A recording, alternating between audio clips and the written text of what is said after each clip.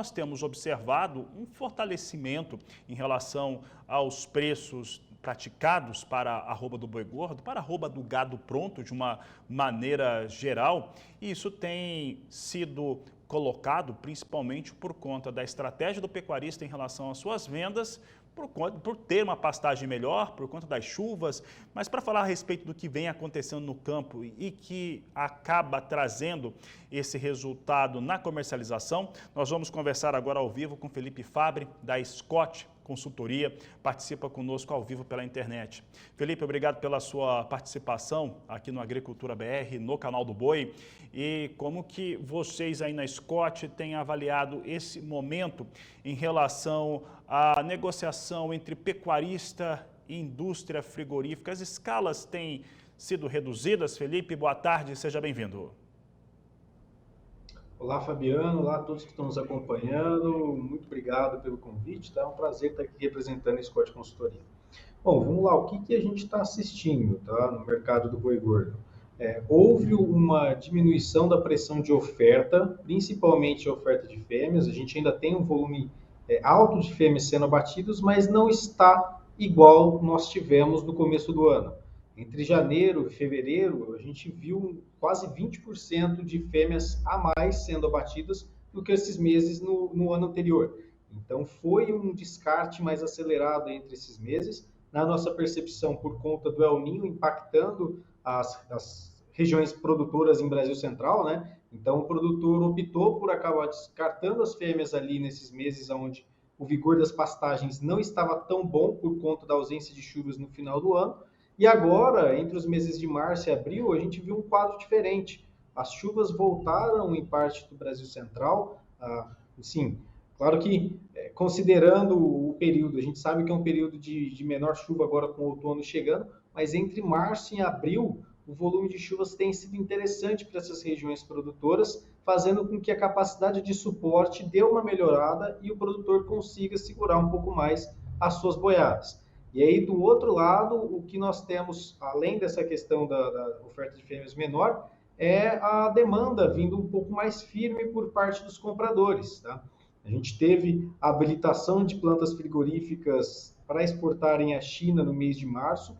Isso levou, em algumas regiões, principalmente, mais uma vez ressaltando aqui Brasil Central, a uma maior competição entre essas indústrias que deu firmeza às cotações ao longo desse mês de abril. Não é um mês que tradicionalmente a gente vê um cenário de preços sustentados. Tá? E o que a gente espera agora para essa virada de mês, entre abril e maio? Eu trago um histórico, Fabiano, desde 96 para cá, considerando a média de preços no mês de maio, frente ao mês de abril para São Paulo, e o mês de maio ele é um mês sempre de preços médios menores do que o mês de abril. Por quê? O outono começa a pesar, o pecuarista precisa descartar bovinos em função da queda de qualidade nutricional da sua pastagem. Então a gente costuma ter uma concentração maior daquela desova de final de safra a partir do mês de abril, maio e junho. Com essas chuvas entre março e abril, a gente pode ter talvez essa desova um pouco mais tardia, talvez os preços cedendo mais para o final de maio com relação ao mercado do boi gordo. É esperar para ver se isso vai se confirmar. Hoje em tela no mercado futuro, o desenho que a gente tem é de um cenário de preços pelo menos próximos à referência vigente. Aqui em São Paulo, referência Scott Consultoria, R$ 235 para o boi China, R$ 232 para o boi para o mercado interno, esses preços a prazos e para descontarem os impostos. Eu estava olhando esses números da Scott já praticamente sem diferença, Felipe, e a tendência, até por conta da habilitação de um número ainda maior de indústrias frigoríficas e agora mais pulverizado pelo país, a tendência é que isso venha a ocorrer. Eu gostaria que você confirmasse esta situação, este cenário.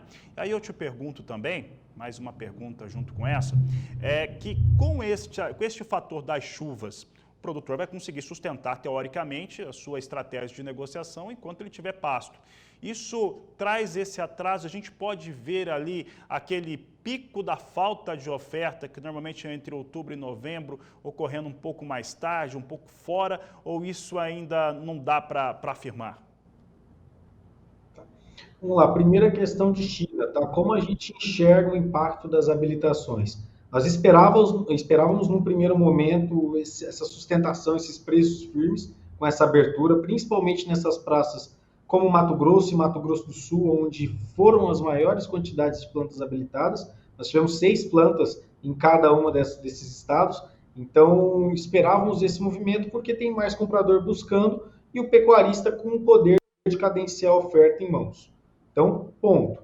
Mas não acreditamos que esse cenário se sustente em médio e longo prazo. Por quê? A China já não paga mais a mesma coisa que pagava há 2, 3 anos atrás. A China hoje compra em volume, mas paga menos para a indústria.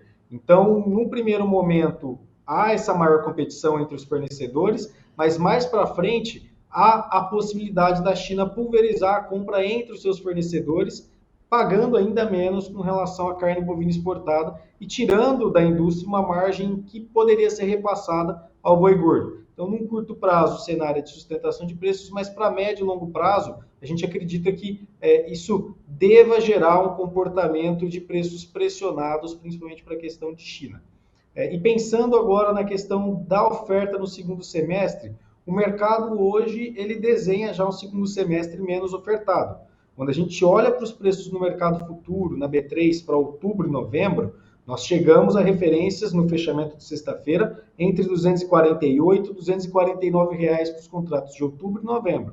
Ou seja, quase R$ 15 reais de ágio frente ao mercado físico nesse momento. Então, o mercado já está sinalizando um mercado menos ofertado e com uma demanda que deve vir melhor para o segundo semestre. Tá?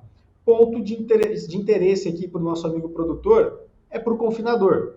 Esses preços que eu acabei de citar, se confirmados no mercado físico, trazem uma margem interessante e para aquele que não quiser ficar à mercê do mercado físico, o momento é propício para a compra aí de um seguro de preço mínimo, olhando, é claro, para o segundo giro de confinamento.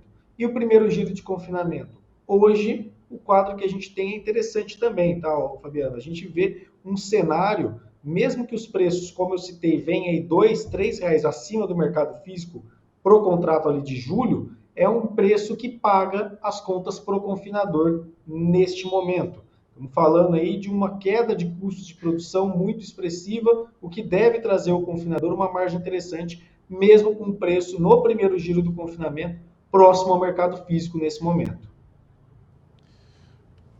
Felipe, para encerrarmos aqui a nossa entrevista, a nossa conversa, em relação a este fator, né? Nós estamos olhando aqui confinamento ser um bom negócio, foi tema inclusive de um evento da Scott na última semana, que trouxe esses dados, essas pontuações, e deve ficar mais competitivo. Entretanto, a gente está vendo também boi magro também já ensaiando uma valorização, assim como o bezerro. Na verdade, Felipe, até vaca gorda, se a gente for olhar pelas valorizações, e vaca é a última que aumenta, até vaca gorda melhorou um pouquinho o preço ali, tanto pela Scott Consultoria ou qualquer outra fonte, a gente vê que teve uma ligeira melhora. Esses custos vão subir. Basicamente é isso também para esse confinador, para quem faz engorda, praça de alimentação também, e sobe, principalmente para 2025. É isso. Fabiano, vamos lá. Pegando o primeiro ponto, curto prazo, olhar para essa temporada, para esse primeiro giro. Boi magro subiu por quê? Aumentou demanda. Ponto. A gente está vendo um aumento de demanda pelos confinadores.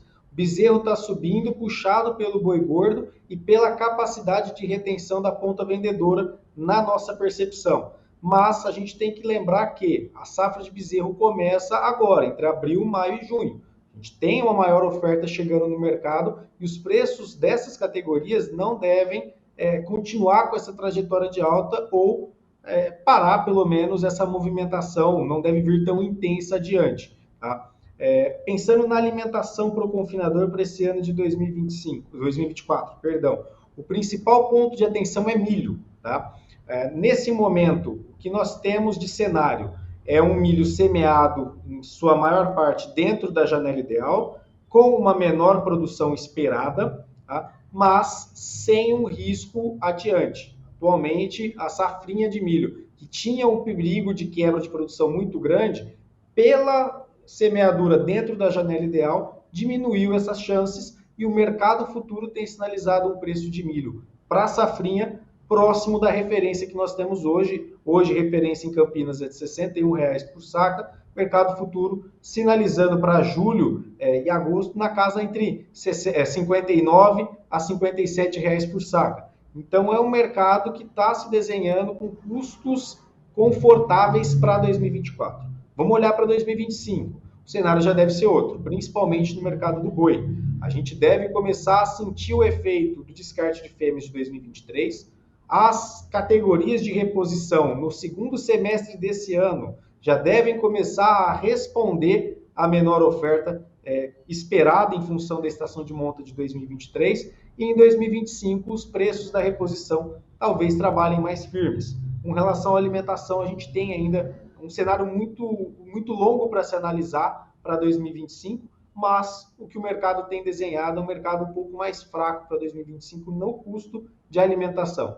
Mas para a reposição deve ser um mercado já mais firme. Então, para médio prazo e longo prazo, deve ser um cenário mais difícil para o confinador, pensando na reposição do rebanho. Mas em 2024 a gente enxerga um cenário ainda favorável para o confinamento.